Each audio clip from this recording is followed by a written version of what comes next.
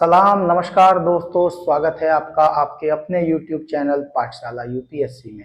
मैं अली सर आज के टॉपिक में लेकर के आया हूं जो हमारी इंडियन पॉलिटी है उसका ये टॉपिक में चल रहा था क्राउन रूल, जो कि 1858 से लेकर के 1947।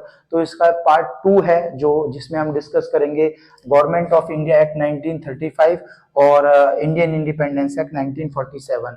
जो इसका पार्ट 1 है जो गवर्नमेंट ऑफ इंडिया एक्ट 1919 तक है उसमें वो वीडियो में ऑलरेडी बना चुका हूं, आप जा करके उसको देख सकते हो। ठीक है। दूसरा ये है दोस्तों, जो भी आपने अगर हमारे चैनल को पहली बार विजिट कर रहे हो तो चैनल को जो है सब्सक्राइब कर दीजिए, साथ ही बेल आइकन को भी प्रेस कर दीजिए ताकि जब भी मैं कोई वीडियो अपडेट करूं तो सबसे पहले वो आपके पास जाए। और साथ ही जो है डिस्क्रिप्शन में मेरा इंस्टाग्राम और फेसबुक पेज भी आपको मिलेगा, उसका लिंक भी आपको मिलेगा। उस पर भी मैं जो है बहुत इंपॉर्टेंट अपडेट डालता हूँ यूपीएससी एग्जाम से रिलेटेड, तो उनको भी आप जो है जा करके फॉलो कर लीजिए। चलिए शुरू करते हैं आज के टॉपिक में। जो हमारा क्राउन रूल है, द क्राउन रूल पार्ट 2, उसके बारे में हम लोग आज बात करते हैं। तो जो पार्ट 1 है उसमें गवर्नमेंट ऑफ इंडिया एक 1919 तक मैंने बता दिया था उसमें। तो 1919 के बाद क्या हुआ, 1928 में, ठीक है, साइमन कमीशन जो है आया, साइमन कमीशन लेकर के आए। तो गो बैक साइमन के नारे जो है वो लगे बहुत ज्यादा। गो बैक साइमन के नारे इसलिए लगे क्योंकि जो साइमन कमीशन था उसमें क्या था, बेसिकली मैं थोड़ा सा इसमें थोड़ा सा पीछे जाऊंगा ताकि आपको सही से समझ में आए।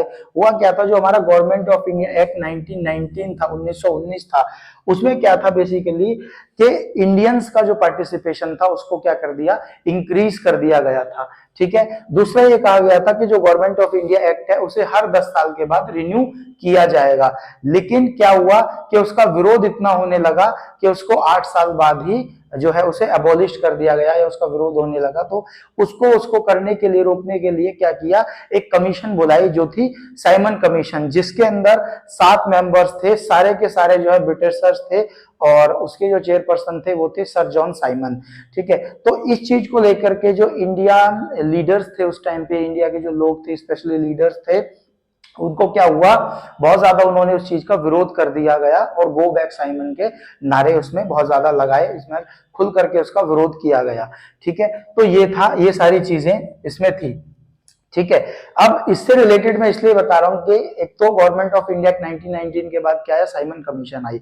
उसके बाद एक हुआ राउंड टेबल कॉन्फ्रेंस। तो round table conference, 3 round table conference हुई। जो फर्स्ट राउंड टेबल कॉन्फ्रेंस थी उसमें कांग्रेस गई नहीं। सेकंड राउंड टेबल कॉन्फ्रेंस था, कांग्रेस उसमें गई लेकिन उसमें सहमति नहीं बन पाई। और थर्ड राउंड टेबल कॉन्फ्रेंस जो हुई उसमें कांग्रेस को ब्रिटिशर्स ने बुलाया ही नहीं और जो लीडर्स थे उनको लेकर के उन्होंने क्या किया, मीटिंग कर ली और एक क्या बनाया, व्हाइट पेपर बिल जो है वो पब्लिश कर दिया लंदन के अंदर। ठीक है।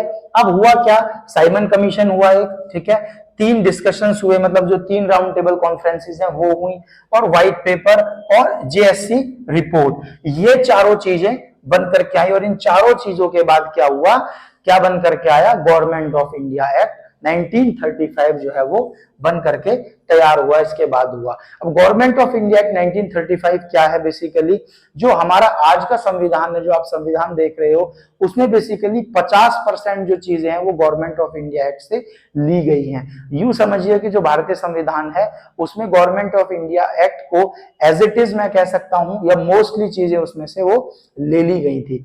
भारतीय संविधान क्या है, किस तरह से बना है, क्या क्या चीजें उसमें ली गई, कहां कहां से, इसके बारे में मैं जो है एक अलग से वीडियो डालूंगा, तो इसमें मैं बहुत ज्यादा डिस्कस नहीं करूंगा इस चीज को लेकर के। ठीक है। तो गवर्नमेंट ऑफ इंडिया एक्ट 1935 जो बना वो क्या था, सबसे लेंथीएस्ट एक्ट था। ठीक है। अब तक के जितने एक्ट बने उसमें लेंथीएस्ट एक्ट था। 321 सेक्शन थे इसमें और टोटल 10 इसमें शेड्यूल्स थे। ठीक है।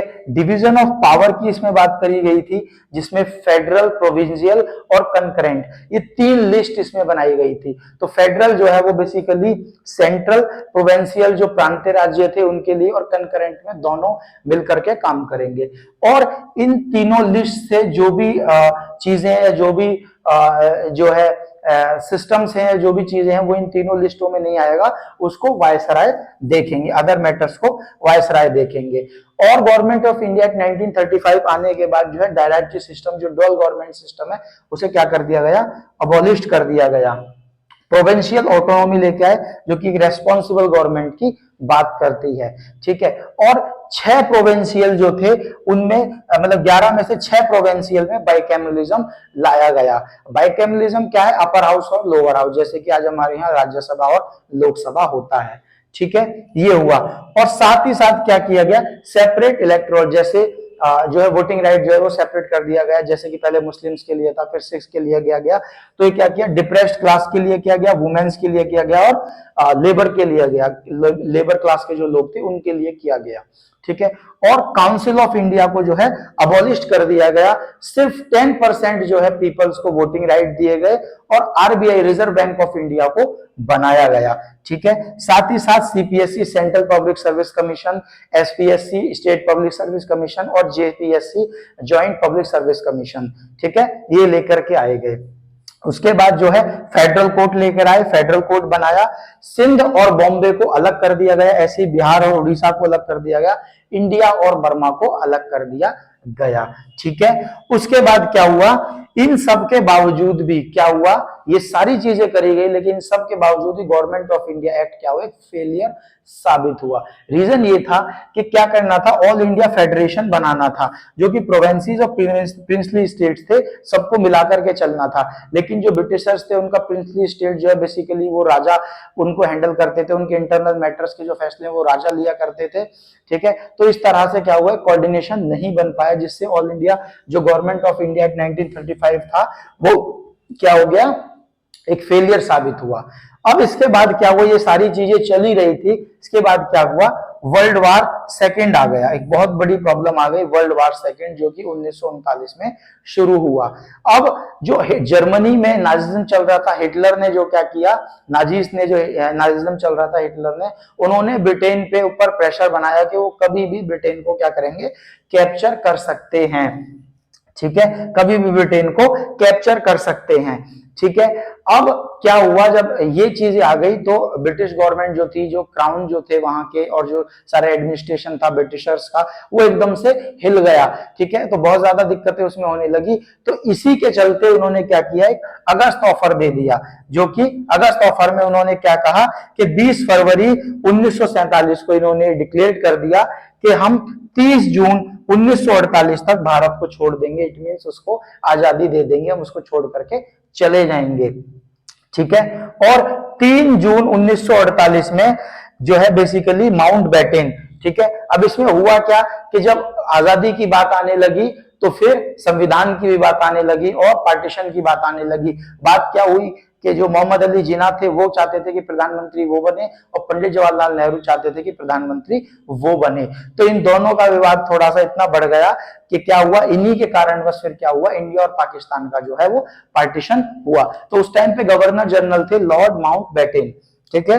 लॉर्ड माउंट बैटेन ने क्या किया, जो है इनका जो है वो डिस्प्यूट सॉल्व कराया, और इंडिया और पाकिस्तान का जो है वो पार्टीशन हुआ, ठीक है। उसके बाद 14 और 15 अगस्त रात 12 बजे करीब जो है 1947 में इंडिया और पाकिस्तान दोनों को आजादी मिल गई, ठीक है, इंडिपेंडेंस दे दिया। पंडित जवाहरलाल नेहरू बने जो है भारत के प्रधानमंत्री पहले, और मोहम्मद अली जिन्ना बने पाकिस्तान के पहले प्रधानमंत्री, ठीक है। लॉर्ड माउंटबेटन ने इन दोनों को शपथ दिलाई थी, ठीक है।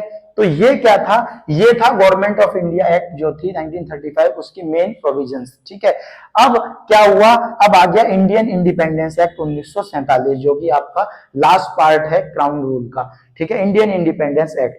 ये इसमें इसलिए दिया गया है क्योंकि जो भारतीय संविधान है वो 1950 में बन करके तैयार हुआ, और उसमें ही वो लागू हुआ, क्योंकि आप लोग सब जानते हैं कि जो भारतीय संविधान है उसमें 2 साल 11 महीने और 18 दिन लगे थे, जिसमें लगभग 60 देशों का संविधान जो है वो पढ़ा गया था, और उससे काफी सारी चीजें ली गई थी, ठीक है।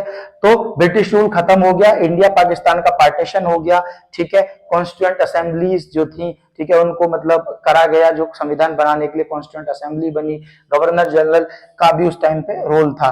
और इंटरिम कॉन्स्टिट्यूशन, इट मींस जब तक भारतीय संविधान ना बना, जैसे इंडियन कॉन्स्टिट्यूशन 1950 में बन करके तैयार हुआ और तभी वो लागू हुआ, ठीक है।